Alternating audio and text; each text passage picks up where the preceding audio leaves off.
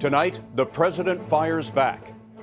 When they go after the UN ambassador, apparently because they think she's an easy target, then they've got a problem with me. In a news conference, Mr. Obama confronts senators over a top appointment, proposes a way out of looming tax increases, and tells us what he thinks of his disgraced CIA director. Reports from Bob Orr, Nancy Cordes, and Wyatt Andrews. For the first time, we meet the owner of the pharmacy whose drugs are linked to the deaths of 32 patients. Jim Axelrod is on the case. Israel finds a sworn enemy and takes a shot. It's the beginning of a major military operation. And Dr. John LaPook with a pioneering surgeon who can turn a voice like this into something like this.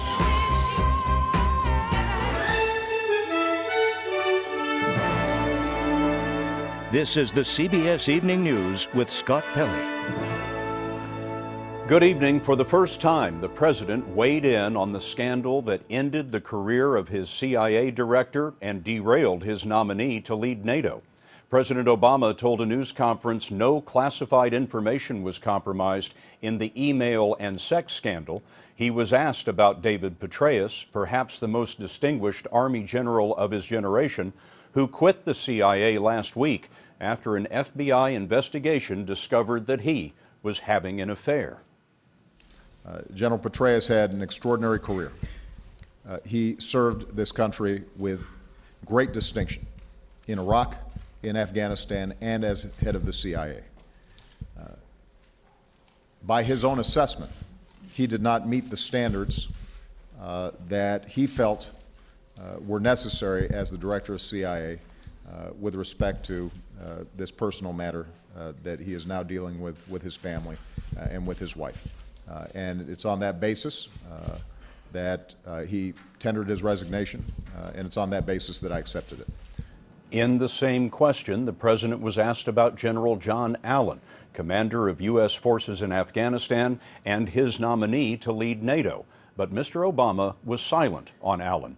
The same FBI investigation uncovered emails between Allen and a socialite, Jill Kelly, who hosted functions for Central Command in Tampa, where both Petraeus and Allen had worked. Based on those emails, Mr. Obama placed Allen's nomination to NATO on hold. Bob Orr has our story tonight from Washington. The career of General John Allen hinges on the content of some 200 emails he exchanged with Jill Kelly. Sources say Allen was confronted with some of the emails by the chairman of the Joint Chiefs of Staff, General Martin Dempsey. Allen's attorney late today issued a statement saying General Allen intends to fully cooperate with the Inspector General investigators and directed his staff to do the same. Allen has told officials he's done nothing wrong and has written nothing to Kelly that would preclude his nomination. Officials have characterized the communications with Kelly as flirtatious, saying they contain nothing of an explicit sexual nature. But one official said the emails, if made public, would be embarrassing. Defense Secretary Leon Panetta was asked about Allen today. No one should leap to any conclusions here.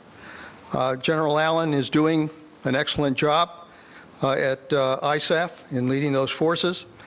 He certainly has my continued confidence to lead our forces and to continue the fight. But his nomination has been put on hold as a prudent measure until we determine what the facts are, and we will.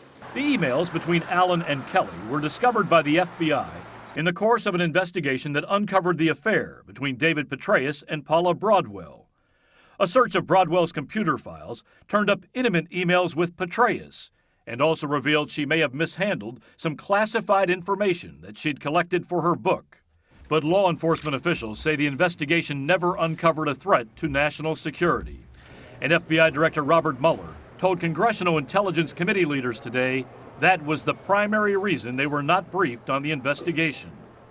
The White House wasn't told until after the election. The president said the FBI was following its own guidelines and he'd withhold judgment on the delayed notification. It is also possible that had we been told, then you'd be sitting here asking a question about why were you interfering in a criminal investigation. Now, no one has been charged in the case with a crime, but late today the Army did suspend Paula Broadwell's security clearance. Scott. Thanks, Bob.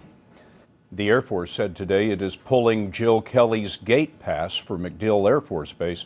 She was apparently given access to facilitate her meetings there. 2 U.S. senators today told the president they will not allow him to make America's UN ambassador his new Secretary of State. Susan Rice is widely mentioned as the replacement for Secretary Hillary Clinton. But Republican Senators John McCain and Lindsey Graham said they questioned statements that Rice made after 4 Americans were killed in that September attack on the U.S. consulate in Benghazi, Libya.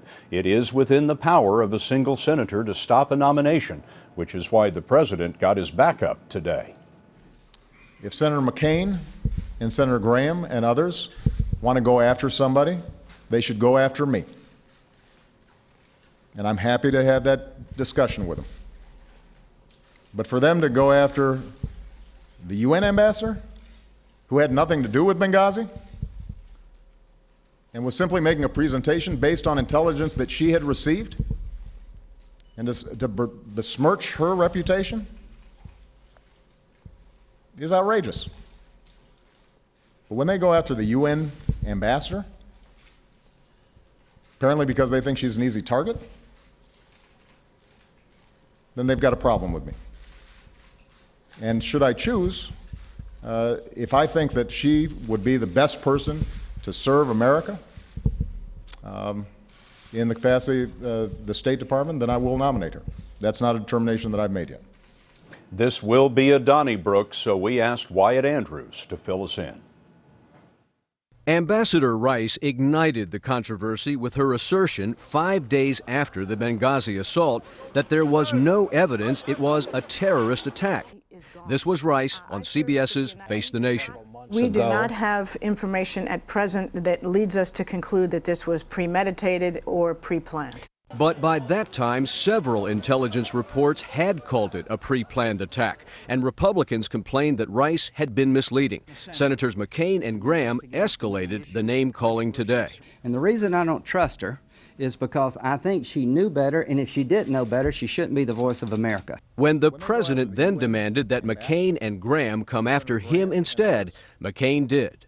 If the president thinks that we are picking on people, he really does not have any idea of how serious this issue is. John McCain and other Senate Republicans are now pushing for a Watergate-style select committee to investigate Benghazi and the administration's response. And now, Scott, the president also faces an all-out battle if he nominates Susan Rice to replace Secretary Clinton. Wyatt, thank you very much. Most of the president's news conference today centered on his idea for avoiding the automatic tax increases and spending cuts that are due at the end of the year, the so-called fiscal cliff. Investors weren't convinced. The Dow Jones Industrial Average slipped more than 185 points to close just under 12,600. That is a 3-month low. We asked Nancy Cordes to fill us in on Mr. Obama's proposal and the Republican reaction. Nancy? Well, Scott, the president argued today that the simplest thing Congress could do to avert the fiscal cliff would be for the Republican-led House to pass a bill extending those low Bush-era tax rates for everyone in the middle class, even as he and Republicans continue to debate over tax cuts for the wealthy. Step number one that we can take in the next couple of weeks: provide certainty to middle-class families. 98% of families who make less than $250,000 a year, 97% of small businesses, that their taxes will not go up a single dime next year. Give them that certainty right now. But Republican House Speaker John Boehner has balked at that idea. It would take away most of his party's leverage in fiscal cliff negotiations. There are a lot of issues on the table that have to be resolved by the end of the year. And I think I've laid out a reasonable framework where both parties can work together. And I'm looking forward to going down to the White House on Friday and beginning that conversation. Boehner and other top Republicans have proposed eliminating deductions and loopholes that benefit the wealthy instead of raising their tax rates. We are not going to hurt our economy and make job creation more difficult, which is exactly what that plan would do. Today, the president argued closing loopholes alone won't do enough to cut the deficit. He'll have that argument face-to-face with Boehner on Friday. One of the most frequent criticisms we've heard over the past few years from members on both sides is that you haven't done enough to reach out and build relationships. Are there concrete ways that you plan to approach your relationships with Congress in a second term? Look, I think there's no doubt that I can always do better, and I don't exempt myself from needing to do some self-reflection and see if I can improve our working relationship. There are going to be times where there are fights, and I think those are fights that need to be had. The president warned today that if the two sides don't strike a deal, it could hurt the holiday shopping season and dampen holiday hiring, Scott, as people prepare for the possibility that their tax rates will go up on January 1st. Thanks, Nancy. It was all across Europe today that hundreds of thousands of protesters in 23 countries let their leaders know about how they feel about severe job and budget cuts. Mark Phillips is in Spain, where the unemployment rate is now 25%. It can be hard to tell when countries with already struggling economies are brought to a standstill. But that was the intention of the demonstrators, workers, and the unemployed from all walks of life who organized a general strike in Spain and elsewhere. Javier Encinar lost his phone company job 3 years ago. What are you protesting about today? What do you think? I'm protesting everything. I mean, there's 500 people that get without home every day. It's amazing. The strike made the economic paralysis all the more obvious. Much of Madrid was closed for business. There's a growing anger here that as the government tries to cut its debt by raising taxes and cutting jobs and pensions, people have endured about as much as they can take. The suicide of a woman being evicted from her home because she couldn't pay the mortgage has added to the outrage of protesters like Jose Maria Garcia. This is a new way of killing. They don't have a job. How they are going to pay to the banks if they don't have work? People are becoming desperate? Yes. There are a lot of suicides.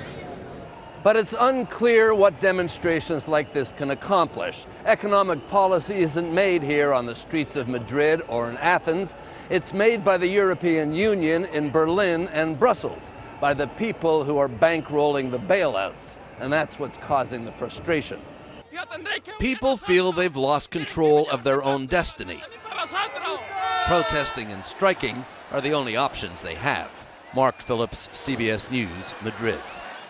Israel today assassinated the commander of the Hamas military wing with a precision airstrike, and they had the tape to prove it. A warplane scored a direct hit on Ahmad Jabari's car in Gaza. Jabari was blamed for numerous terror attacks. Israel followed up with a blistering series of airstrikes in Gaza against Hamas training facilities and rocket launchers. At least 10 Palestinians were killed, and the offense seems likely to set off heavy fighting with Gaza militants who have a large arsenal of rockets. The owner of the pharmacy linked to the deadly meningitis outbreak is hauled before Congress. Did climate change turn Sandy into a superstorm? And a spectacular sight in the night sky when the CBS Evening News continues.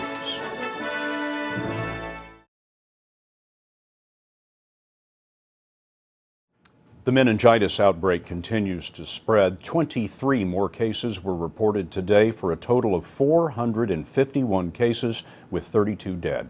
The outbreak is linked to contaminated drugs from a pharmacy called the New England Compounding Center. The owners haven't had much to say, and Jim Axelrod reports that a subpoena from Congress didn't change that today. The president of New England Compounding Center arrived on Capitol Hill facing questions at every turn. What was the breakdown that led to the contamination and the meningitis outbreak? But nearly 2 months after the fungal meningitis outbreak traced to his company, Barry Cadden had only this to say. On advice of counsel, I respectfully decline to answer on the basis of my constitutional rights and privileges. Cadden's refusal to testify came right after an emotional plea from Joyce Lovelace. My family is bitter. We are angry. And I'm just kind of here begging you to do something about the matter. Eddie Lovelace, her husband of 55 years, was the first to die from the fungal meningitis. Whoever is responsible, their lack of attention to their duties cost my husband his life. To some on the House subcommittee, that meant the Food and Drug Administration. The FDA conducted 3 inspections of NECC since 1998. The agency wrote 1 warning letter, but never shut the company down. Congressman Cliff Stearns is the chairman. This was a complete and utter failure on the part of your agency. FDA Commissioner Dr. Margaret Hamburg said NECC was a compounder, a company that alters drugs to meet the special needs of a specific patient.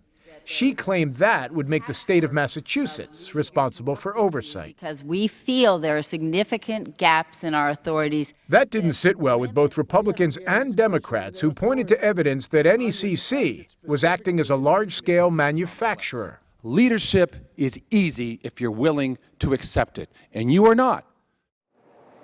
But according to the nonpartisan Congressional Research Service, there is a regulatory gap, and that if the FDA is going to oversee compounding pharmacies, Scott, Congress must give it more authority. Jim, thank you. A grand jury today handed down a murder indictment 33 years after America's most infamous missing child case. That's next.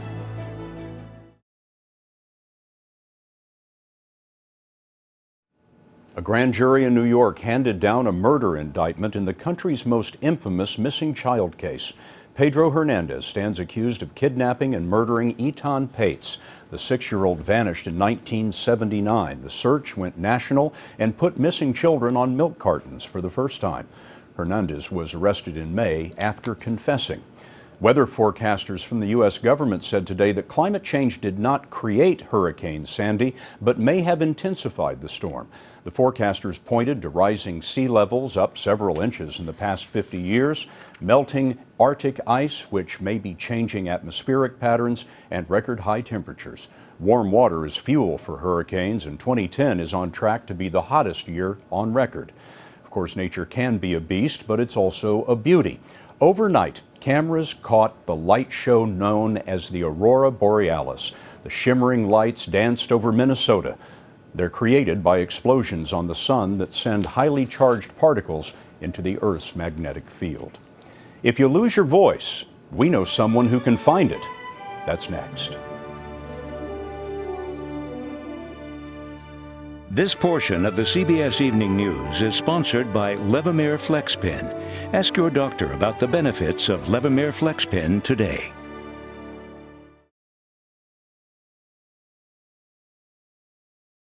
I lost my voice when I was 4 years old. This is Noah Skoll 4 years ago at age 9. He was born with a healthy voice. But a virus caused tiny polyps to grow on his vocal cords. His mother, Lori, was devastated.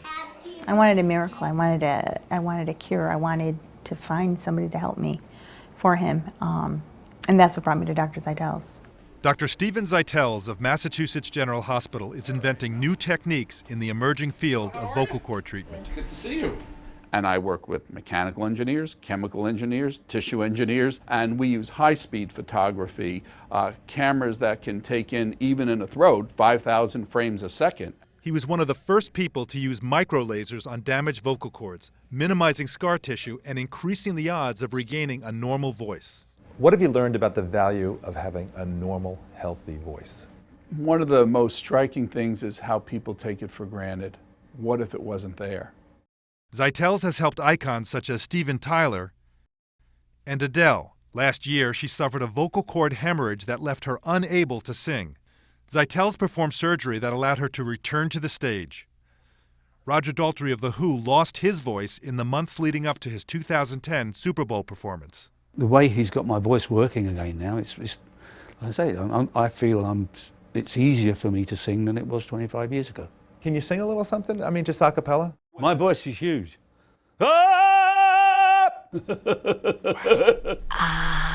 Zeitels has done 17 procedures on Noah over the past 4 years. gradually destroying his polyps by injecting them with the cancer drug Avastin and zapping them with a laser. Remember, Noah used to sound like this. For my voice to come back. Here he was last month at his bar mitzvah.